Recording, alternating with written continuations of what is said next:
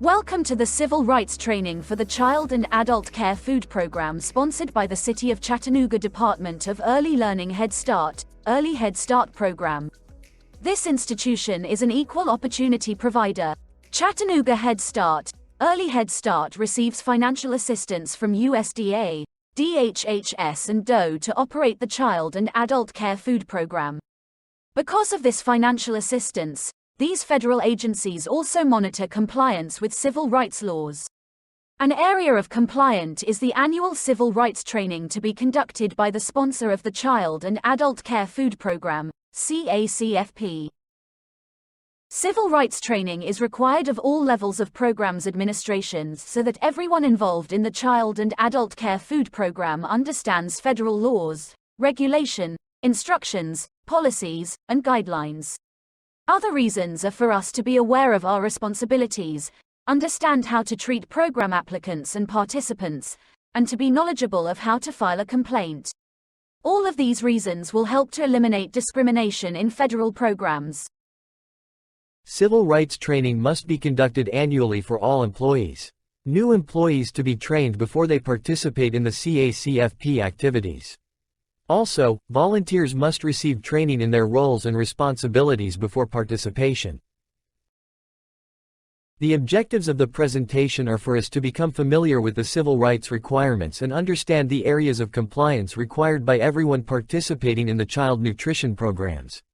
We will be looking at the areas of compliance as in public notification, assurances, complaints of discrimination, civil rights training, racial and ethnic data collection, limited English proficiency, disability discrimination, compliance review and resolution of noncompliance. Before we touch on the areas of compliance, we will briefly look at the civil right coverage and legal authorities. The Civil Rights Division within the Food and Nutrition Department of the United States Department of Agriculture, USDA, enacted a mission to ensure compliance with applicable laws, regulations, and policies for its customers and employees. If you would like to learn more about the civil rights for the food services, please visit the website www.fns.usda.gov/civilrights. Most civil rights legislation is based on Title VI of the Civil Rights Act of 1964. Title VI leveled the playing field for many Americans affected by social injustices in the United States. Later legislation was enacted to address other types of discrimination such as the Americans with Disabilities Act, the Age Discrimination Act, and Title VII, which prohibits employment discrimination. The authority of civil rights within the United States Department of Agriculture, USDA, comes from Title VII Code of Federal Regulations Part 15. Food and Nutrition Services, FNS, Instruction 113-1. Civil Rights Compliance and Enforcement Nutrition Program and Activities, serves as guidance to all programs and activities, fully or partially funded, by USDA FNS. Within the USDA, FNS administers child nutrition programs. FNS rules apply to Tennessee Department of Human Services. It sponsors programs receiving funds. Title VII CFR Part 15 gives the USDA the authority to ensure non-discrimination in all USDA programs. FNS Instruction 113-1 is FNS's guidance to comply with all relevant civil rights laws, regulations, policies, etc. It is not applicable to other USDA programs outside of FNS. The Richard B. Russell National School Lunch Act is a United States federal law that created the National School Lunch Program to provide low-cost or free school lunch meals to qualified students through subsidies to schools. The Child Nutrition Act of 1966 extended the school lunch program to additional schools and children, particularly those in low-income areas where the program was not in operation.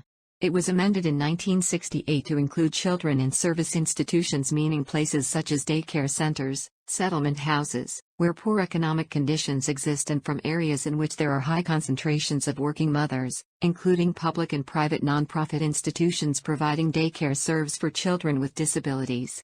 Title VII CFR Part 226 is the federal regulation for the Child and Adult Care Food Program CACFP. The Meal Modification Memo CACFP 14/2017 SFSP 10-2017 includes important updates to the requirements related to accommodating children's participants with disabilities receiving meals through the CACFP. As stated earlier, civil rights training is an annual federal requirement for sponsoring organizations, centers or sites who are participating in the Child and Adult Care Food Program, CACFP. The civil rights laws and the policies of the federal agencies prohibit any program or activity receiving federal assistance to discriminate in the provision of services or benefits on the basis of race, color, sex, age, national origin, and disability. All sponsors of FNS assistance program must include a public notification. The purpose of this notification is to inform the public of the program availability and locations, complaint information, and the non-discrimination statement. This public notification is sent annually to news medium within our area during the open application window. Head Start Early Head Start must make program information available to the public upon request. Prominently display the "And Justice for All" poster. Inform potentially eligible person, applicants, participants, and grassroots organizations of the programs. Convey the message of equal opportunity in our correspondences that are used to provide program-related information. Provide appropriate information in alternative formats for persons with disabilities and in the appropriate languages for LEP persons. Advise applicants and participants of their right to file a complaint, and how to file a complaint and the complaint procedure. To qualify for federal financial assistance, the program application must be accompanied by a written assurance that the program will be operated in compliance with all non-discrimination laws, regulations, instruction, policies, and guidelines. A civil rights assurance statement must also be incorporated in all agreements between state and the sponsor. These assurances are binding on the program applicant as long as they receive assistance or retain possession of any assistance from USDA. Discrimination is the art of making unfair or prejudicial distinctions between people based on the groups, classes, or other categories to which they belong or are perceived to belong, such as race, gender, age, religion, or sexual orientation. Is different treatment which makes a distinction of one person, or a group of persons, from others, either intentionally, by neglect, or by the actions or lack of actions, is based on federally protected classes. At a minimum, the non-discrimination statement should be included on application forms, notifications of eligibility or ineligibility, notice of adverse action, forms, program, home, webpage, and all public information, including program literature. This institution is an equal opportunity provider, is the abridged version of the non-discrimination statement. This shortened version may be used in special circumstances. For example, a public transportation advertisement should include the abridged version due to space limitations. Non-discrimination statement in English and Spanish.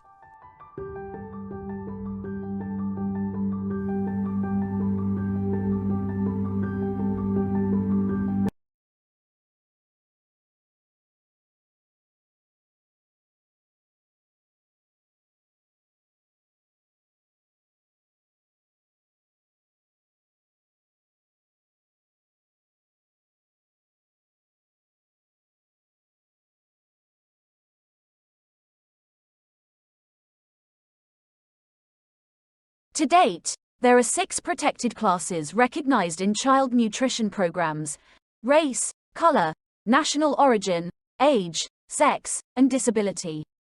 Because we receive federal funds to operate programs, Head Start, Early Head Start, and Child and Adult Care Food Program, we cannot do any of the following: deny services, financial aid or other benefits, provide different service, financial aid or other benefits, or provide them differently from those provided to others in the program, or segregate or treat individuals separately in any way in their receipt of any service, financial aid or benefit. Because Head Start and Early Head Start receive federal funds to operate the Child and Adult Care Food Program, we cannot, on the basis of any of the protected class, do any of the following: deny services, financial aid or other benefits, provide different services, financial aid or other benefits, segregate or treat individuals separately in any way in their receipt of any service, financial aid or benefit. Any individual subject to a denial of their rights or discrimination against has the right to file a civil rights complaint with the federal authorities. Complaints shall be accepted and forwarded to the USDA, be filed within 180 days from the alleged act of discrimination, and can be written, verbal, or anonymous. State agencies or sponsor may develop their own complaint forms, but the use of such forms cannot be a prerequisite for acceptance. A separate civil rights complaint log shall be maintained by the state and the sponsor. Confidentiality is extremely important and must be maintained. If you believe that you have been discriminated against because of your race, color, national origin, disability, age, sex, or religion in programs or activities that HHS directly operates or to which HHS provides federal financial assistance, you may file a complaint with OCR. You may file a complaint for yourself or for someone else. If you believe that you have been discriminated against because of your disability by a state or local government healthcare or social services agency, you may file a complaint with the OCR. You may file a complaint for yourself or for someone else. Applicants should be assured that the information is required for and used for statistical purposes only and will not affect eligibility. Data should be collected at the point of application and retained at the service delivery area, site, center for CACFP. The collection of race and ethnicity data is consistent with the Office of Management and Budget guidance. These data are used to determine how effectively FNS programs are reaching potential eligible persons and beneficiaries, identify areas where additional outreach is needed, assist in the selection of locations for compliance reviews, and complete reports as required. These requirements are established in 7 CFR 15 and FNS Instruction 113-1, Civil Rights Compliance and Enforcement, Nutrition Programs and Activities dated November 8, 2005. Race and ethnic data must be collected in a two-question format. The first asks for the participant's ethnicity. A. Hispanic, Latino or B. Non-Hispanic, Latino. The second question asks about the participant's race. One or more of the following may be selected. 1. American Indian or Alaskan Native. 2. Asian. 3. Black or African American. 4. Native Hawaiian. 5. Other Pacific Islander. 6. White. The method used for collection of demographic data are the self-identification and self-reporting. CACFP sponsors should continue to explain to applicants and participants the importance of this data. Sponsors of the Child and Adult Care Food Program must provide free language assistance, interpretation/translation, to potentially eligible persons, applicants, and participants who are limited English proficient, LEP. If we deny LEP person access to federally assisted programs and activities, we could be discriminating based on national origin, which is a violation of Title V and its implementing regulations. In order to ensure compliance with Title V and Title V regulations, sponsors/recipients are required to take reasonable steps to ensure meaningful access to their programs and activities. Who are persons with LEP? Individuals who do not speak English as their primary language and who have a limited ability to read, speak, write, or understand English because of their national origin. Sponsors must conduct assessments to determine a language profile for the different center or sites and provide the appropriate language services to include bilingual staff, telephone interpreter lines, oral interpretation services, community organizations and volunteers. Here are some links where individuals can get limited information, resources on LEP. Major life activity means functions such as caring for oneself, performing manual tasks, walking, seeing, hearing, speaking, breathing, learning and working. For example, digestion is an example of bodily function that is a major life activity. A child whose digestion is impaired by lactose intolerance may be a person with disability regardless of whether or not consuming milk causes the child severe distress. Further, an impairment may be covered as disability, even if medication or other mitigating measure may reduce the impact on the impairment. For example, the fact that a child may be able to control allergic reaction by taking medication should not be considered in determining whether the allergy is a disability. General health concerns, such as a preference that a child eat a gluten-free diet because a parent believes it is better for the child, are not disabilities and do not require accommodation. The Americans with Disabilities Act, ADA, requires public entities to make reasonable modifications in their usual ways of doing things when necessary to accommodate people who have disabilities. For example, provide braille, large print, audio tape, Other auxiliary aids or services providing qualified sign language interpreters for persons with hearing disabilities may be necessary to effectively communicate with applicants and participants. Sponsor must provide program access to persons in wheelchairs and mobility disability. Program operators should not engage in weighing medical evidence against the legal standard to determine whether a particular physical or mental impairment is severe enough to qualify as a disability.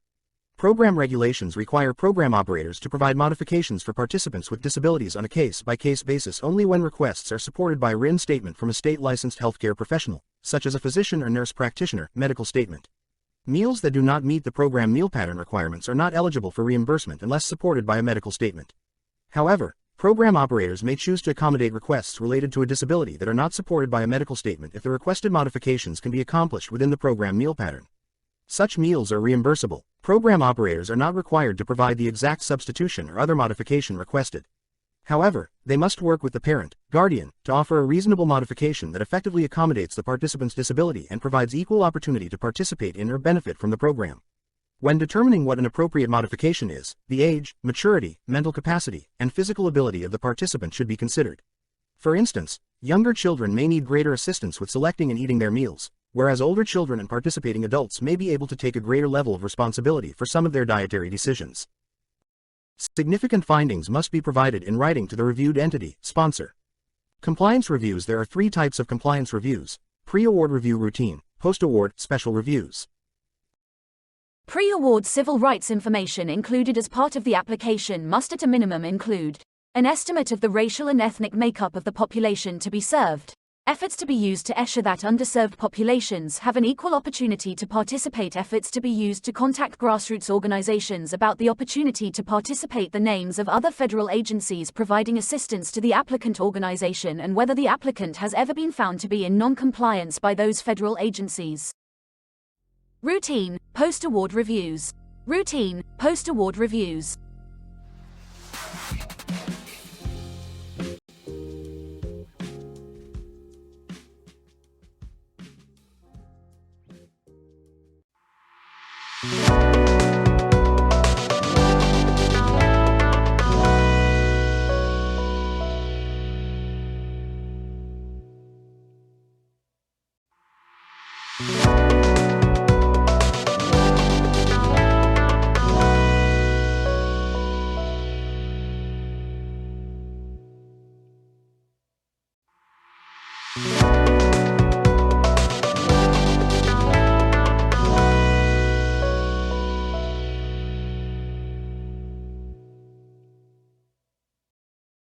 Why is customer service important to you?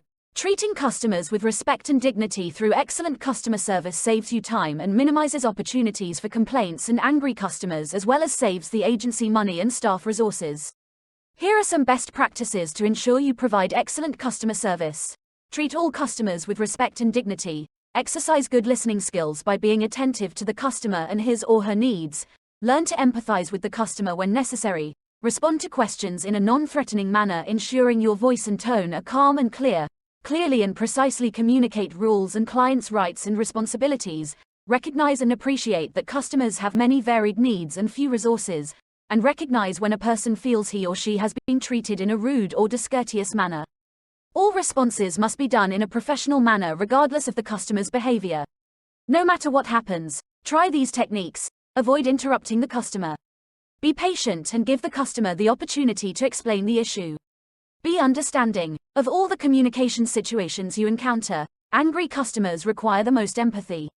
Remember, don't be judgmental. Talk calmly and slowly, in a well-modulated voice and low pitch. This should help relax the customer and allow you to address the facts, not cater to emotions. Apologize. Even if the problem is not the fault of the department and clearly not your fault, apologize for her inconvenience.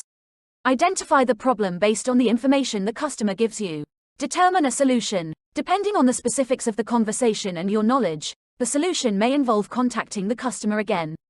Personally follow up with the customer to make sure that the customer has been satisfied and the issue is resolved. Remember the golden rule when working with customers: do unto others as you would have done unto you. No matter what happens, when providing excellent customer service, it is best to avoid hastily and/or unnecessarily passing a complainant to a coworker. If at all possible, Actively listen to the customer and assist with the concern or issue. Only pass the customer to someone else when you have exhausted all available resources at your disposal. Total ignoring a complainant while they talk themselves out and calm down. Placing a complaint caller on hold or leaving a complainant in a waiting room and returning every 5 minutes or so without offering assistance or an update on the person and/or information for whom, what they are waiting. Stating to the complainant, "Sorry, it's not my job." A customer's right to file a civil rights complaint must not be impeded. However, most conflicts are easily resolved by using appropriate tools. Conflict resolution consists of very useful tools to assist with the solution of complaints. The Conflict Resolution Network provides free materials and self-study guides at www.crnhq.org. They identified skills used in successful conflict resolution. Using a win-win approach is about changing the conflict from an adversarial attack and defense to cooperation. It is this powerful shift of attitude that alters the course of communication.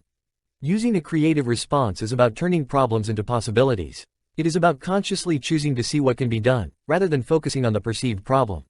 Demonstrating empathy is about rapport and openness between people. When it is absent, people are less likely to consider needs and feelings. The best way to build empathy is to help the others feel that they are understood. That means being an active listener. When employing appropriate assertiveness, you should be able to state your case without arousing the defenses of the other person. The secret of success lies in saying how it is for you rather than what they should or shouldn't do. The way I see it, attached to your assertive statement, helps. A skilled I statement goes even further. Cooperative power is being faced with a statement that has potential to create conflict, then asking open-ended questions to reframe resistance. Explore the difficulties and then redirect discussion to focus on positive possibilities. Remember that managing emotions is internal as well as external. It is vital to manage your own emotions, sticking strictly to the facts of the complaint, and not invoking negative emotional reactions from the complainant. A willingness to resolve the conflict is essential by both parties. Assessing each person's willingness to resolve, identifying barriers to resolution and overcoming the barriers will continue the resolution process. Employing some or all of these techniques should lead to effective conflict resolution. It is unlawful to treat a customer differently if they have filed a civil rights complaint or participated in investigations. Retaliation is also unacceptable and against the law. Should the complainant persist with their complaint, direct him/her to file their complaint with USD's Office of the Assistant Secretary Civil Rights.